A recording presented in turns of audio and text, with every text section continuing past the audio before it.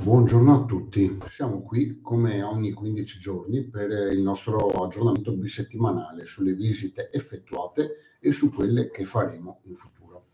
Bene, allora cosa posso dirvi? Per quanto riguarda quelle che ho effettuato nelle ultime 2 settimane, ho fatto dei luoghi veramente molto interessanti, veramente. Allora ho fatto la ferrovia abbandonata sul Meruna, poi ho fatto il bunker della fanteria d'arresto, quello sul ponte del tagliamento, la grotta che ho trovato per sbaglio in Valcellina, passandoci davanti, poi il poligono di tiro abbandonato che ha avuto grande successo perché un poligono da qualche milione di euro abbandonato ai vandali, una cosa vergognosa.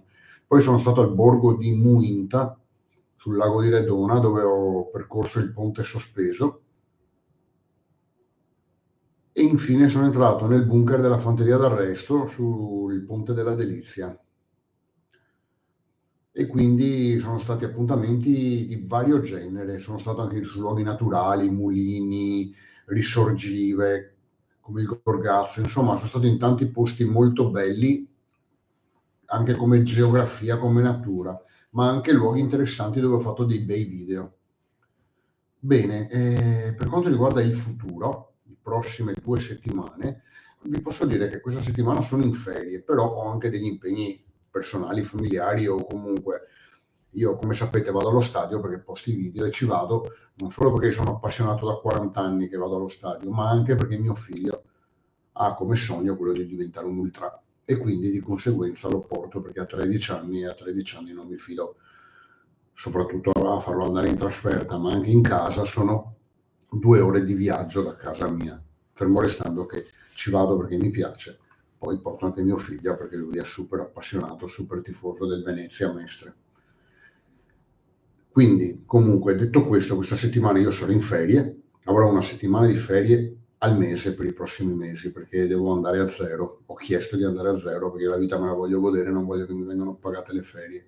Quindi cosa succede? Che questa settimana andrò in posti per esempio molto vicini a qui, andrò in provincia di Padova, Rovigo e Vicenza, ho dei posti da vedere, sono quasi tutti luoghi civili, andrò a vedere questi. Poi giovedì o venerdì, se riuscirò, andrò invece più lontano, perché ho sia dei luoghi in montagna, tutti i bunker del Vallo Alpino, le opere, però c'è un problema che nevica e quindi a parte che non ho l'abbigliamento adatto, però sono in ferie, non voglio neanche ammalarmi perché vado in mezzo al freddo e al gelo, dove ci vado volentieri, ma la neve no, la neve è troppo, io non sono abituato e quindi se c'è neve non ho neanche i mezzi per camminare nei boschi. Quindi eventualmente dirotterò su altri luoghi nel Pordenonese, grazie anche a Michele che mi ha dato tanti consigli delle ultime 2 settimane, andrò a visitare altri luoghi nel Pordenonese, sia militari che civili, oppure ho dei luoghi molto interessanti a Trieste, dove sarà sicuramente più caldo e mi piacerebbe appunto andare a Trieste a visitare questi luoghi. Tra l'altro mi è stata segnalata una fabbrica simile alla Ilnor con dentro tutti i macchinari, quindi io sono curioso di andare a vederla. Adesso vedremo, perché ovviamente tutto dipende dal tempo che avrò io, che questa settimana ne ho, ma anche dal tempo atmosferico. Bene, allora detto questo io vi ringrazio perché siete tanti. Fra qualche settimana festeggerò i 10.000 iscritti.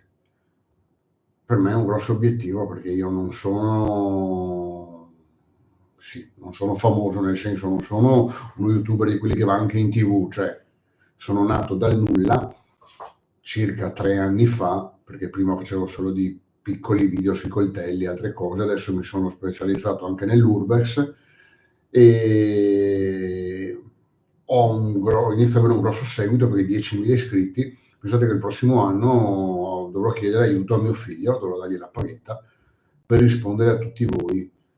Questo non vuol dire che io non voglio rispondervi, vuol dire che siete veramente tanti e io non riesco più a starci dietro.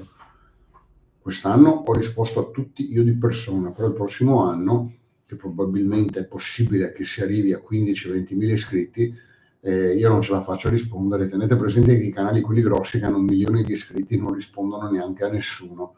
Io voglio tenere con voi un rapporto, perché con molti di voi ho un bel rapporto. Adesso non voglio fare nomi, perché se faccio nomi poi me ne dimentico altri, però alcuni di voi scrivono sempre, mi chiedono sempre informazioni, mi fanno i complimenti, mi danno consigli, e quindi io devo ringraziare tutti, però allo stesso tempo io da solo non riesco più a stare dietro al canale, ho bisogno di un aiuto, quindi mio figlio mi darà una mano, risponderà a qualcuno lui, poi quando mi dirà guardi io non riesco a rispondere a questi, questo e questo, risponderò io.